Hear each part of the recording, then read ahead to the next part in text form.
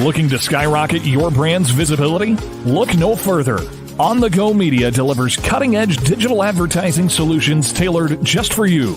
Reach your audience wherever they are with precision targeting and captivating content. Elevate your brand with On the Go Media. Your digital success starts here. Contact us today. Email radio@radioonthego.com to grow your business with On the Go Digital. Locally owned and operated in Hampton, Iowa. The following is a production of Radio on the Go Sports.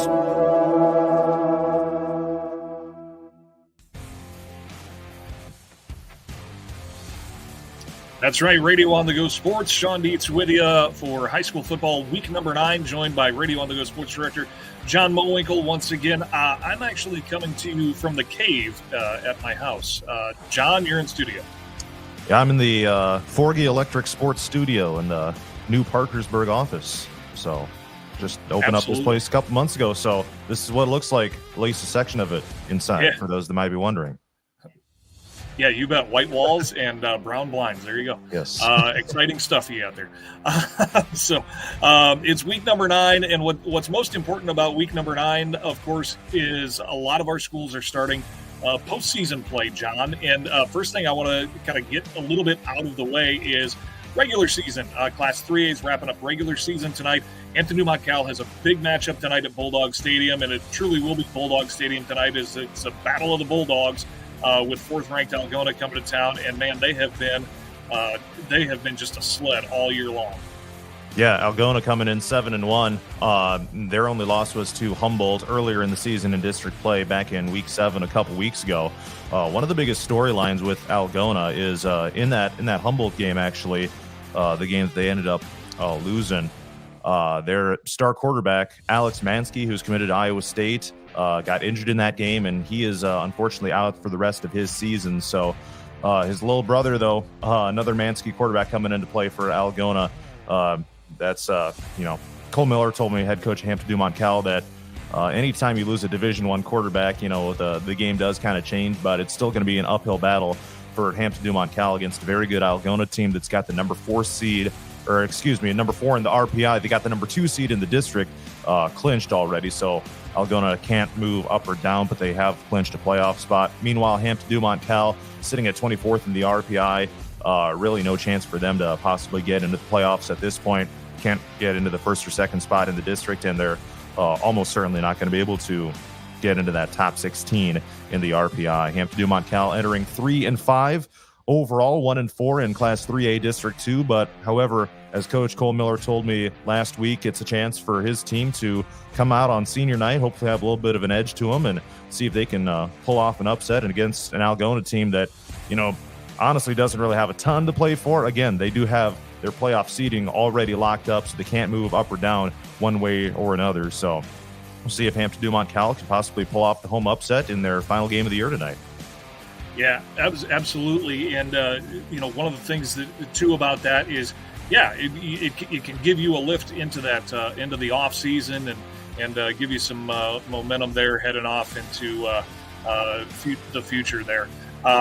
With that, let's pivot to the games that we're going to have on the air tonight. On 99 The Wave, you are going to have the AP Falcons with a challenge of their own at number 6 Wilt. Yeah, so AP getting back to the playoffs for the first time since 2022. It's kind of interesting. The Falcons have a worse overall record this year at 2-6 than they did last year at 3-5. Last year they didn't make the playoffs. This year they did. Certainly a great opportunity, though, for interim coach Aaron Thomas and the Falcons. Just the chance to get back to the playoffs. I mean, that's going to be another banner, another one of those official playoff qualifications in the program's history. But certainly a tough year for Appleton-Parkersburg. A couple of thumpings that they took here in the last couple of weeks of the regular season. 42-0 against Dayton-Hartford and 47-13 against Sumner-Fredericksburg in last week's regular season finale. Falcons have really gotten things rolling with 2 freshman running backs, Devin Eberhardt and Mason Prusner. So, again, not too often that you see freshmen carrying the load for a team, but that's kind of what it's been for Appleton-Parkersburg this year. So the experience factor on varsity is not on their side. Meanwhile, Wilton, 7-1. They came out as the district champions in a 3-way tie after losing 20-8 to Iowa City Regina on the road last week. Beavers are certainly a pretty solid unit. They got a lot of balance. Their quarterback, Drew Keith, has thrown for over 1,400 yards on the year. Running back Owen Hassel's got nearly 800 rushing yards. And the thing about them is they got a lot of different guys that can get it done pretty much in all phases of the game. So Wilton is a team that can exploit you with the deep pass. They can exploit you with their run game. It's going to be certainly a tough matchup for the Falcons tonight, but in the Meet the Team show that I got a chance to do earlier this week and that you will be able to hear at 5 p.m. here on 99 The Wave, it's going to be a chance for the Falcons to shock the world and see what they can do against a Wilton team that themselves backed into the playoffs with a loss to end the regular season. So again, 5 o'clock p.m. will be the Meet the Team show. We'll get the Rolling Forward Road to the Dome warm-up show started at 6:15, and then the opening kickoff will be at 7 o'clock. The Falcons will see if they can pull off the upset and see what they can do against Wilton tonight. Absolutely, and we'll come back to 1A here, but we want to talk a little bit about our matchup that'll be on 104.9 KLMJ tonight. Clarksville Indians traveling up north to take on the Riceville Wildcats. Joshua Hamlin and Mitch Williams will be on the call for that one. What can you tell us about the Indians and the Wildcats? Yeah, well, first of all, it looks to be a pretty even matchup. Clarksville earned the number 3 seed out of their district, A-player District 4, so one of the teams that has to go on the road here for the first round of the playoffs. Meanwhile, Riceville is a number 2 seed. They were a district runner-up, so they get the chance to host. They went 7-1 here in the regular season, and just looking at Riceville's schedule here, lots of blowout wins here in the last few weeks, including 54-6 over Turkey Valley last week, 57-0 over Waterloo Christian, and 56-0 over Central Elkader. Meanwhile, Clarksville's coming off of a 58-0 win over Meskwaki Settlement. That came after a 49-8 loss to Gladbrook Rhinebeck in the week prior. So it's certainly an up-and-down season it's been for Clarksville. More ups than downs, I guess would be a better way to say it. But Nathan Moon, he gets it done basically in all phases of the offense when it comes to both running and passing. 1,500-plus rushing yards on the season for the sophomore QB. That's good for nearly 8 yards a carry. He's got 24 rushing touchdowns on the year. That's among the best in A-player. Doesn't have to throw it a whole lot, but he does have 2 passing touchdowns for 389 yards on the season. And then defensively, it's been a great year for Peter Kielman and Caven Kielman, the Kielman brothers, getting it done for Clarksville at those linebacker positions, each with over 60 tackles on the season. And meanwhile, Riceville, again, like I said, coming in here 7-1 on the year.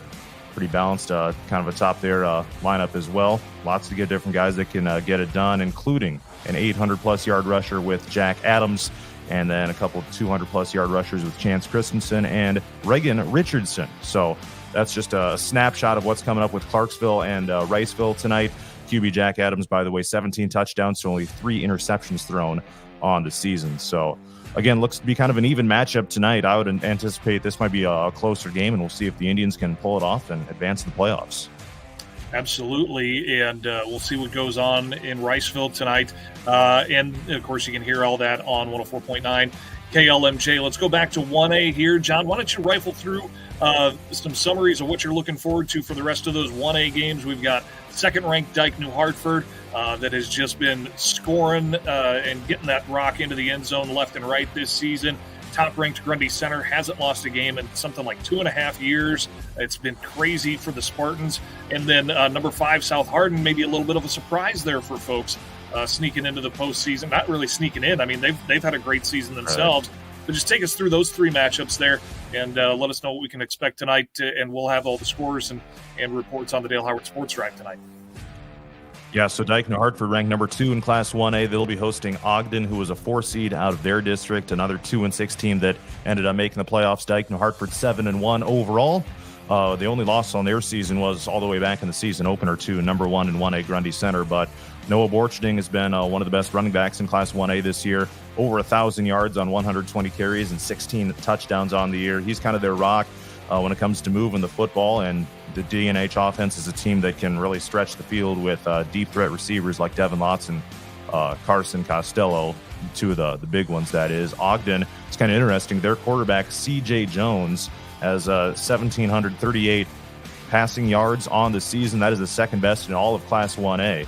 Interestingly, the two leading quarterbacks as far as passing yards in all of Class 1A came out of that district, the other one being from Grandview Christian. So Ogden's a team that likes to air it out, something that the Wolverines really haven't had an opportunity to face too much this year. Only Denver would be probably the true passing team that they've faced this year, but I would imagine that the Wolverines should be able to hold the Bulldogs in check with a pretty effective pass rush. The D-line has been really good this year for the Wolverines. As you mentioned, Grundy Center, they just completed their third straight undefeated regular season. Their win streak as a whole is up to, I believe, 32 or 33 at this point, all the way back since the beginning of the 2022 season, playoffs included. But this has been one of the more complete units in Class 1A here throughout the entire season. And for them, it starts with quarterback Judd Jurovsky. He almost went the entire regular season without throwing an interception. He did throw a pick last week. I believe Coach Zajac told me it was a tip pass, so maybe it wasn't even necessarily his fault. But 18 touchdowns, just one interception thrown on the season for Spartan quarterback Judd Jurovsky, 1,472 passing yards, and he's also one of their leading rushers on the season as well. So get that pulled up. He got 255 rushing yards on 53 carries. A great stable of running backs as well, with Pete Lebo, guys like Brody Zinkula getting it done. Tiernan Vokes, he's one of the best probably wide receiver / tight end type of players that you're going to find. Just a physical dude, and he's like 6'4", 220 pounds, something like that. A tough guy to stop. He's got 707 receiving yards on the year, 41 catches and 12 touchdowns. He's by far and away quarterback Judd Jurovsky's favorite target. And then when it comes to the defense, they've just been smothering teams pretty much all season long, coming off of a 35-0 win over Hudson last week, 41-13 over Alburnett, 35-0 over a good South Hardin team. So, I mean, the Spartans and their coaching staff are able to put together some excellent game plans. Eddyville, Blakesburg, Fremont coming in 2-6. When it comes to the BC Moore rankings, they're the 44th out of 48 teams in Class 1A. So I think you got the worst team that made the playoffs against what's probably going to be regarded as the best team going at it. So as far as the seeding, you got 1 versus 32 there going on in Spartan Stadium tonight. And then with South Hardin, 7-1 on the season, 4-1 in district play. As mentioned, their only loss on the year was to Grundy Center a couple weeks ago. That was certainly an electric atmosphere that night when those two teams got together. Would not surprise me to possibly see those teams meet again at some point down the road. Probably would be looking at a quarterfinal. I don't know. We'll find out tomorrow morning after the brackets come out where these teams end up. But again, 7-1 on the year. Peyton Welch, their quarterback, 1,359 passing yards on the season, and they got a 1,000-yard rusher with Jackson Drury in the backfield as well. Pretty complete team that South Hardin has. They'll be taking on a Pella Christian team that has had a historically down year. Pella Christian's a team that is typically, one of those teams that's threatening to go to the Dome. They went 3-5 this year, a tough slate in non-district play, but they were able to bounce back toward the end of the season with district wins over Eddyville, Blakesburg, Fremont, Cardinal, and Colfax Mingo.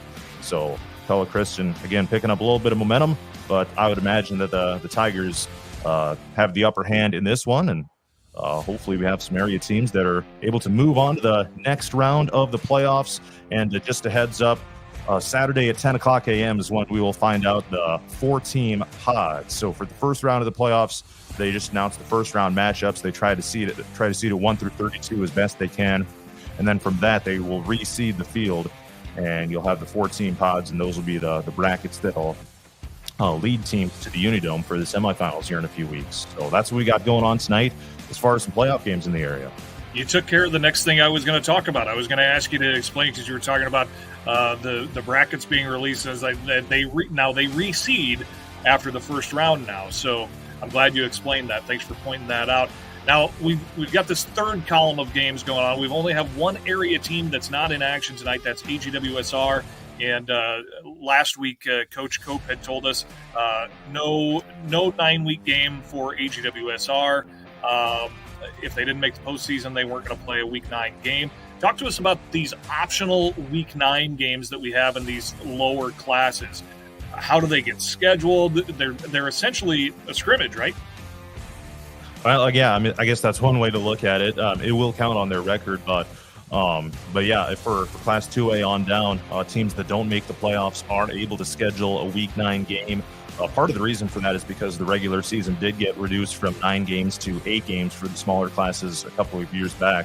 So they gave the teams that didn't make the playoffs this option to go out and just find another team that they want to play, just to see if they can possibly end their seasons on a high note. And it's pretty much just ADs and coaches calling each other up, sending emails and whatnot, trying to get these things scheduled. And yeah, that's that's pretty much it. Doesn't really count for anything. It's obviously non-district, but yeah, that's kind of the story with these optional Week 9 games. And these teams that you see on the right side of your screen will all get a chance to finish out their year with a win and maybe bring some momentum into the offseason.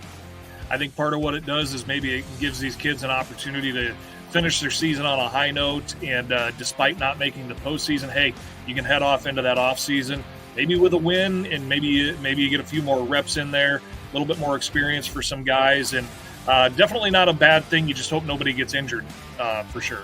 Right. That's again, yeah. It's you'd use the term scrimmage. It's maybe not quite a scrimmage, right. But yeah, again, they do keep score, and it does count on your record. So there you go. Well, that's the preview for Week 9, John, and thanks for your time. Again, we've got AP at Wilton in the first round of Class 1A on 99 The Wave tonight.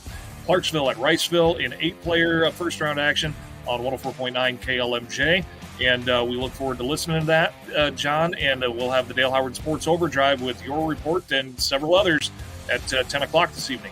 Yeah, and can't forget the Meet the Team shows at 5 o'clock on both stations, AP on 99 The Wave and Clarksville on 104.9 KLMJ.